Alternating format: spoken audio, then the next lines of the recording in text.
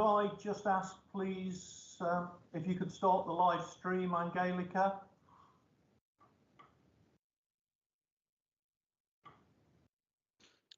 I'm sure Alan picked that up. Alan, can you confirm in the chat, please, once it's started? Brilliant. Yeah. Thank you, everybody. Right,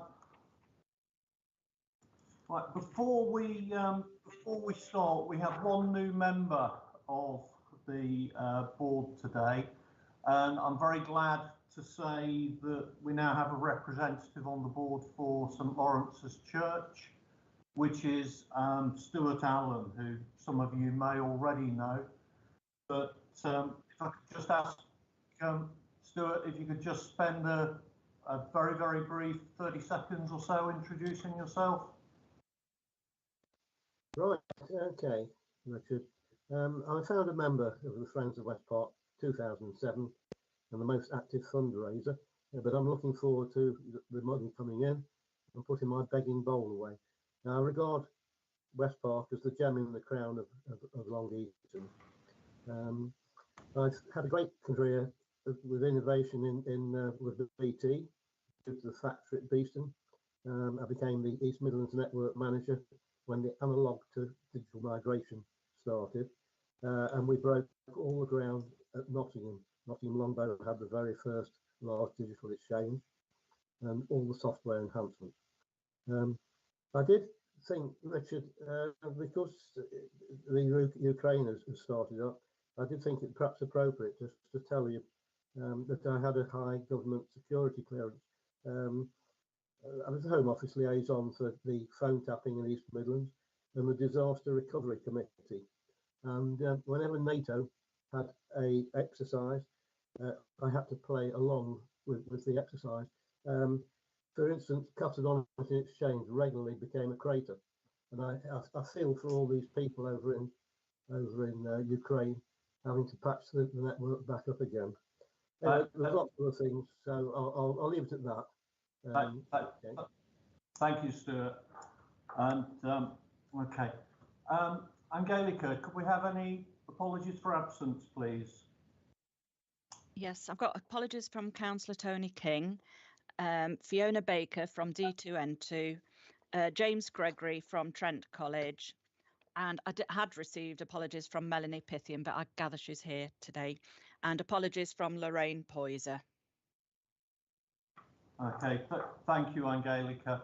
I'm sure we all send our best wishes to Tony to get well soon after his accident. Could I also ask, do we have any additional declarations of interest, please? If you can just make yourself known.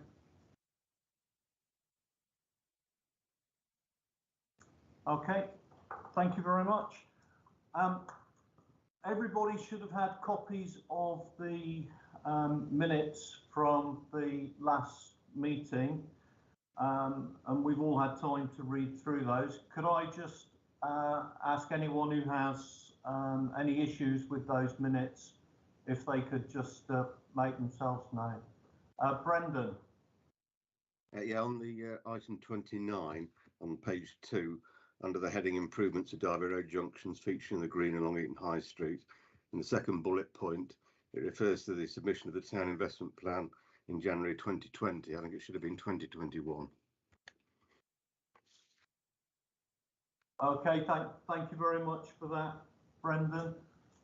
Angelica, how do we go about getting things like that changed in the minutes, please? If that We'll just say that the minutes are agreed subject to the following amendment. Okay, thank you. Can I propose them then as a true record and with the amendment that Brendan has just spoken about? Thank you, Richard. Thank you very much, Carol. Do we have a seconder for those? Don't be shy. Thank you, Maggie. Could we move that the minutes are accepted subject to the amendment? If no one has any objections, then please. Thank you very much. If we could now ask I believe Steve is going to give us an update on progress on the various projects. Steve Birkinshaw. It's actually myself. Oh, fabulous, Oliver. Over to you then. Thank you. Thank you. I'll just put that down. Good morning. So yeah, this is just a general update on the Town Deal projects, and you'll see under item 29 of the agenda, sorry, of the minutes of the last meeting is where we'd got to last time. So I'm going to start with not necessarily in the same order as those, but actually it is. So improvements to Derby Road junctions featuring the Green and Long Eaton High Street. A productive directors meeting took place earlier this month, which discussed the way forward in terms of how the project will work and how the role of the county council relative to this. And this has yet to be formalised. However, this will take place over the coming weeks. Oliver, I'm ever so sorry to interrupt. Yeah. Stephen Elliott, I've been asked to ask how you've actually joined the meeting. Or you perhaps substituted for somebody? Yeah, I was sent an invitation by Roy Smith. I mean, if I'm not wanted, I will log out, and that's fine by me. And Angelica, can I just ask if what is because obviously we're going to go to private session later, aren't we? So what is the requirement is usually to let me know in advance if somebody's substituting 24 hours in advance. Right. So then I will log off. I'm sorry about that, Mr. Elliott. That's okay. I shall leave now. Thank you. Thank you. Thank you, Angelica, for bringing that to my attention as well. Sorry to interrupt you there, Oliver. That's okay. Back over to you. I was just saying Derby Road Junctions, a directors meeting took place between the Borough Council and the County Council. And the way forward and partnership or whatever arrangement is required will be worked out. The same applies to the High Street project. So again, that was discussed at the same meeting earlier this month, and it's basically the same, really, that the way forward is yet to be worked out formally. Which takes us to, I'll start on Galaxy Row now. The last update we had, which you'll see in the minutes, was that a development brief had been adopted by the Borough Council for the redevelopment of the site, and all landowners have been made aware of offers for their property. At the time, we reported that one owner had accepted and two are engaged in discussions. One property has now been purchased, which is the Fast Fit Tyre Centre on Oxford Street, and all the other three are in actively engaged in discussions for purchase. So that takes me to Stable Block, because box office is subject to a later item. So for the Stable Block, the Borough Council issued a framework tender for design for the project, and the submissions came in early this month, and they are being considered.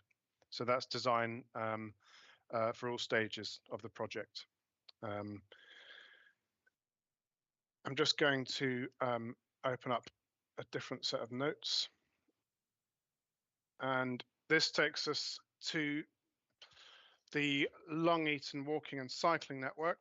And the previous update for that one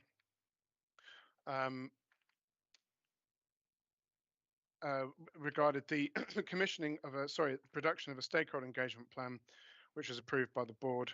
Once the relationship with County Council is established, the key stakeholders, including chair, are to be assembled to progress the proposed project, which includes the canal bridges projects. Now, a meeting has taken place, a stakeholder meeting, and a tender has been prepared by the Borough Council to go out on the open market for a design firstly of the Broad Street Bridge, and that will be issued. That process and the selection of a contractor will be completed over the coming weeks. Which takes us to West Park Leisure Attractions, which, as you'll be aware, combines two elements.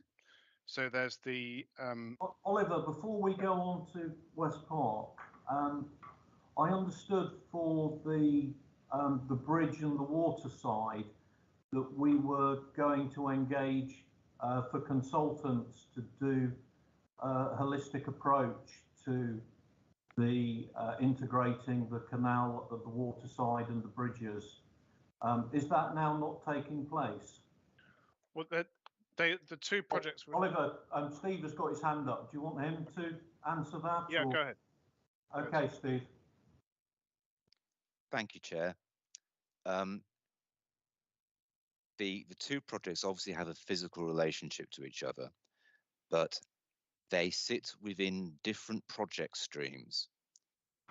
The waterfront scheme sits within the West Park Leisure Attractions project stream because its primary output is to increase the number of visits and activity within West Park. So it's grouped together with it for business case purposes. The two canal bridges and the cycle path are grouped together under the walking and cycling scheme because their key outputs are to increase the number of people walking and cycling, and so they sit together under one business case. This has been established through the town investment plan and through the heads of terms with government. So we do need to progress them as separate entities, but there is, of course, a need for intercommunication between those projects, and that will be achieved. But just for clarification, Steve, Oliver did say that within 2 weeks we will be going out for tender for design of the bridges. Yes, and if you give him a moment, he'll tell you that we're also going out to tender for design of the waterfront.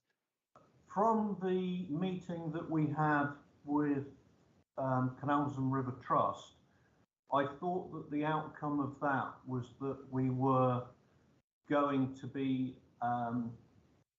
looking for a consultant who was acceptable to the Canals and River Trust to actually be looking at a combined approach. No, you're mistaken. That wasn't the conclusion of the stakeholder meeting. The conclusion of the stakeholder meeting was, as I've just described, that they're two separate work streams and they need to be progressed separately because they need to contribute to separate business case processes. And that's what we're doing. Okay, well, I obviously misunderstood that, Steve, but so if it is possible for me to have copies of the minutes for that stakeholder meeting, I'd be very grateful if those could be sent out to me again, please, because I have obviously completely misunderstood the outcome. Okay, I will copy back to you the conclusions of the meeting. Thank you, Steve. Okay, Oliver. Okay, so I was just discussing, so West Park leisure attractions and the two elements of that. Firstly, the event space. This is something which EBC has been able to take a lead on with regard to our property and estates team. The groundwork investigations have all taken place and concluded there will be some requirements to mitigate with regard to drainage and such like, and also the pre-application process for planning has started, and so that's engaging directly with our development management team here, and this is particularly with regard to lighting, for example, but plans have been drawn up, and we're just really now dealing with the issue of the drainage. So the other elements of that project is, of course, the waterfront, which was just being discussed, and we have engaged the consultant that works with the Canal Rivers Trust in active discussions. They haven't been appointed yet. However, they are about to produce a fee proposal very shortly for us to consider. This is with regard to design of the waterfront, concept design. for that project. And so, Oliver, could I, before that, yep. before those consultants are appointed, what is the timescale for that, please? Well, the timescale of the commission, do you mean, or the timescale of the project? The timescale for commissioning the consultants. It really depends on what comes forward in the proposal, because it needs to be acceptable. But they could be approved fairly quickly, and it could be carried out within the next couple of months. Okay. Could I ask that before those are appointed, that it actually at least comes to the core group of the town deal board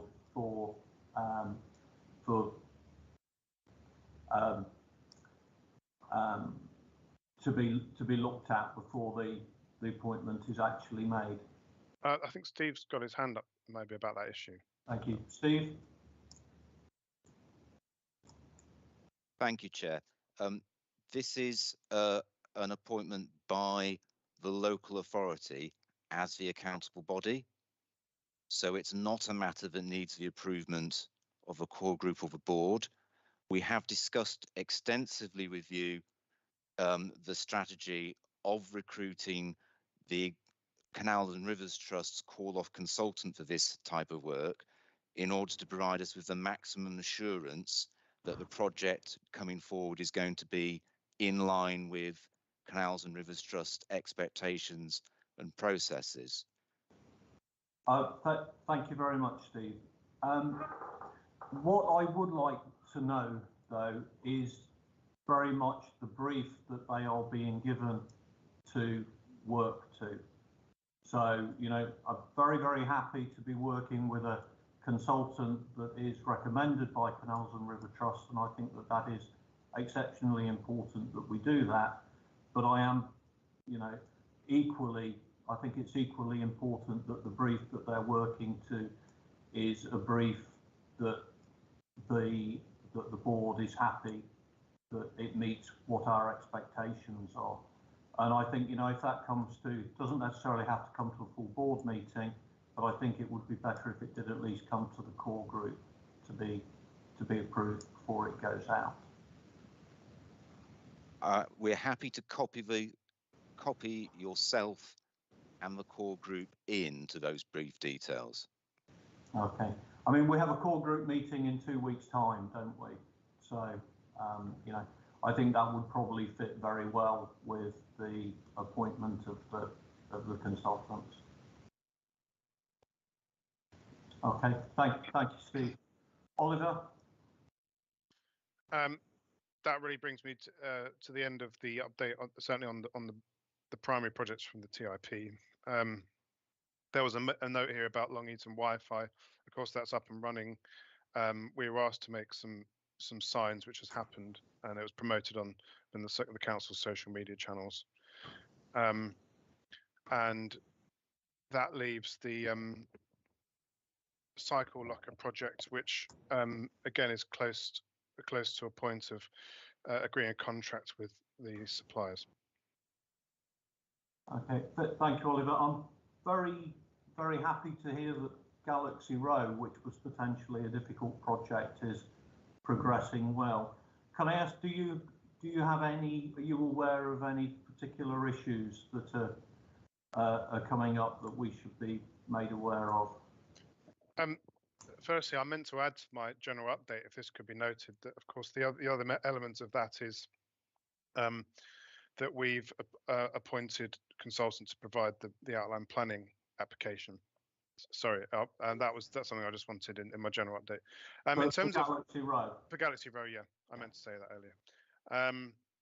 So to answer your question, Chair, it remains. I mean, I think with any kind of negotiation, it's always unpredictable, and I think it's just a case of getting to the. You know, we want to get to the point with the properties as we have managed to with the Fast Fit Tire Centre. So I wouldn't say anything particular. No, I think it's just that the negotiations are ongoing. Okay. And on the other projects, are there any potential pitfalls that you're aware of at the moment that you'd like to make aware I of. think I don't think there's anything I needed to particularly flag up. No, I'd say it's all in hand, really. Okay, that's very positive, Oliver. Thank you very much. Can I ask, does anybody have any questions for the officers regarding the projects as outlined?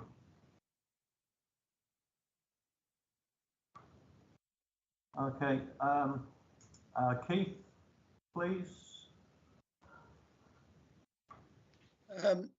Yes, I know we get pretty full reports from we have had a good report from Oliver, but I wonder, in the early days, we appointed champions for these projects. Have the champions now been abandoned, or because we don't get a report from them now? Thank you very much. That's my question. Thank you very much for raising that, Keith. And I think that it's a very, very valid point. I guess from the board's point of view, we would very much like to see the project champions involved in the ongoing delivery of the projects. And I think that it is the easiest way for the board to be kept informed and to ensure that the projects are progressing in the way that the board wants them and expects them to progress. I guess my question is to the officers, what is the best way to have continued involvement of the project champions in the projects, please?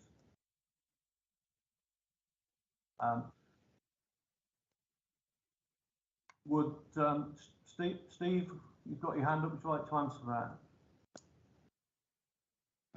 In the absence of a volunteer from any of my colleagues, yes. I think if the board wanted to have its project champions update itself, and therefore avoiding the need for officers to attend the board and update, I could see that being a functional way forward. But we would, of course, then need a separate meeting for officers to update the project champions. Now, at the moment, we have board meetings scheduled monthly with core group meetings intervening. So that's 2 meetings a month on those processes. If you wanted officers to update project champions, that would mean a 3rd meeting in each month, probably in between the core group meeting and the board meeting. And I just think it might be logistically difficult. So Steve, I get that absolutely, and I do agree with you. So Keith, before I come back to you, can I just ask another question of Steve on this? I guess from our point of view, I think it would be better if the project champions weren't just separately briefed by the officers, which I absolutely get is just an extra layer of work that has to be done, and it then becomes Chinese whispers for the project champions to then relay the information to the board meeting. What would be a lot better is if the project champions were actually involved in the delivery meetings of the individual projects. That way the board is involved, the board is kept informed, and negates the need for that extra meeting for information. Obviously, that means that the project champions have got to be able to donate their time to be, available for the most important meetings.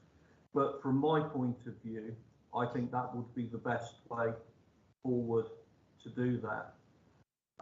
Keith, does that answer what you wanted to say, or would you like to bring some more forward on that? Yes, I've not been clear as to what the core meetings are. Why don't the project champions attend the core meetings? I think in terms of the core meetings, which are held every, in between the board meetings, so every 2 weeks.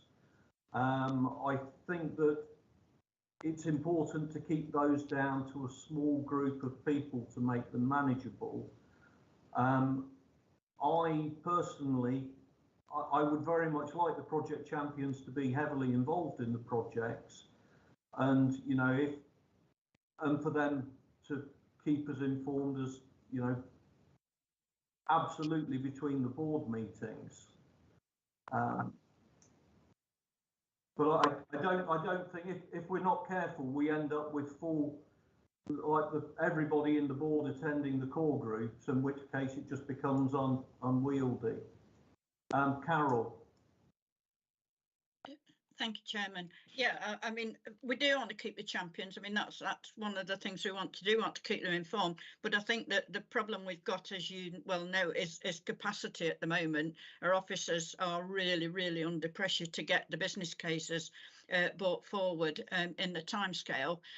I just wonder whether it might be easier, and I know it's not, you know, it's not the same, but possibly just even a brief email to each champion if there are any developments in each area, just to sort of perhaps update them in that way. But I think if you're going to start to try to involve them in certain meetings, I just worry that it's going to delay and expand things. And as you say, the core group, we have deliberately kept it quite close so that we can get down to the nitty gritty, get things sorted so we can bring it back to the board. So, yeah, I understand why the champions feel perhaps a little bit left out, but I just wonder if there is some way we can communicate in that way. Just keep them briefed. And if there is something that possibly is more important in the development, perhaps then invite them to a particular meeting. Thank you, Carol. We've obviously got Melanie Pythian here. Can I ask Melanie, have you any experience of how this is done on other towns fund projects, and is there best practice that we could be following here? I think all towns tend to be approaching this quite differently. Some do have working groups that are looking at either at the development of an individual business case for a project, or at perhaps a group of projects that are interrelated. So, for example, like your West Park project and your walking and cycling project, there would perhaps be a working group that is looking at the development of that project, made up of relevant officers and board members. I think there were some governance sessions run for town deal boards. I think there may well be some resources on the Towns Fund website that I could share with you as a result of some of that work. But I think one of the things that the expert who was leading that was suggesting is that all board members should be able to, be very clear what's happening on with every project. So if they get asked by a member of the public, because obviously councillors quite often will do, what's happening with X, that actually they are able to respond with, this is what's currently happening with X. So whether that's done by, either being updated in meetings such as this, or there being, sort of like an outline of, what Oliver has just sort of spoken about, but actually something that is, circulated throughout the board, so they've actually got something to refer to. They all do tend to do it differently, but I will look to see if there's any resources on the Towns Fund website that I can flag you to that might be helpful. Thank you, Melanie. I guess from the board's point of, Keith, I'll come back to you shortly. I guess from the board's point of view, the important thing is that we're very, very pressured in terms of timescale for delivery of the projects. And I think we would want to be happy that the projects were progressing in the way that we think that we expect them to be progressing, i.e. as in the brief for the projects. And if there is any variation within that, for us to be able to pick that up in time before a lot of work and money has been wasted, going up a blind alley in effect. Keith, you wanted to come back in again.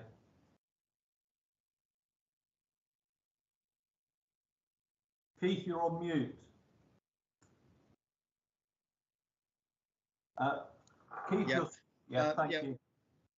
We only had a brief thing about Galaxy Row, and for everybody who's actually in Long Eaton, they will have noticed that the cinema has been scaffolded for what appears to be months. Nothing's been said about that. What's going on there? Okay. Steve, if you could just answer that for us, please. Thank you, Chair. Yes. The render on the fascia of the Galaxy building was coming loose and falling onto the pavement and creating a public hazard. The owner of the property was advised that this was a potential breach of building control measures, and they contracted a scaffolder a company to carry out the repairs, which is what the scaffolding was erected for. Okay, thank you, Steve. Yeah, but there's no work been done. The scaffolding's there, but no work has been done in months. That's really a matter for the property owner, Keith. It's not something that the council is controlling. No, I just thought that as we were hoping to purchase this building, we would know what's going on with it. Yes, well, I think I've indicated that we do know what's going on with it. They're carrying out essential repairs as we've requested them to do. Why they haven't taken down the scaffolding is a matter for them. As long as they have a Highway Authority pavement licence to have the scaffolding in place, if they wish to pay for the continual rental of the scaffolding, that's a matter for the property landlord. Thank you for explaining that to us, Steve. Councillor Bryn Lewis. Yeah, thank you, Chair. I'm sure you want to move on, but just a quick point on the champions. I think it would depend on what the board's expectation is on the role of the champions in this, because if the champions are sort of, from a roles and responsibilities point of view, if they're just informed about what's going on, it probably wouldn't make much sense to do an update in this call, because it would mirror the exact update of the officers. So, and the officers would have had to spend time briefing the champions already. If the role of the champions is more of a consulted role, or even a sort of a responsible role about their project, it would probably make more sense. But if it's just an informed thing, we'd just be duplicating the same updates, wouldn't we?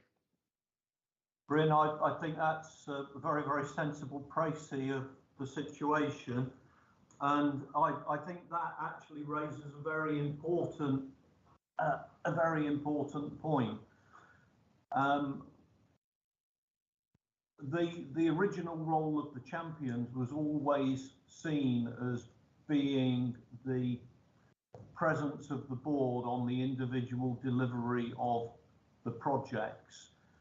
Now, obviously, it's down to the officers and the Borough Council to deliver the projects, but I do think that continued involvement of the champions would be a very positive thing, and it would certainly make board meetings easier, because it does give a reporting process back to the board in between the actual board meetings. Could I just ask, because I do know that the project champions obviously are going to be keen to be involved in their individual projects. Can I ask the officers of the council what is the best way to increase the involvement of the project champions in those projects?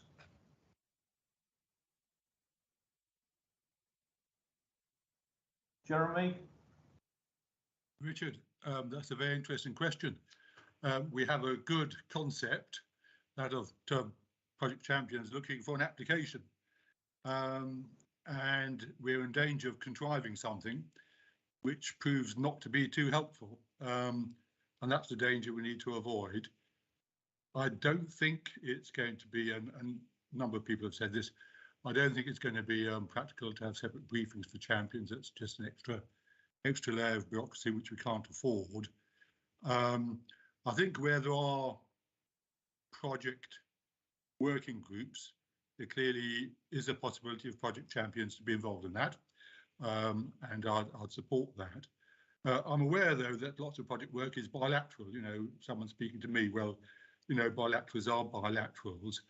But I think, Steve Oliver, where we have more comprehensive project meetings with more than just 2 people, I think that's an opportunity perhaps to invite project champions to take part. And that may work, Richard, I don't know. I'm afraid we're going to have to sort of suck it and see how that emerges. Thank you, Jeremy. I, for one, would be I would very much welcome that. So if we were to say that where there are substantive project meetings, then the project champions for those projects are invited to those project meetings.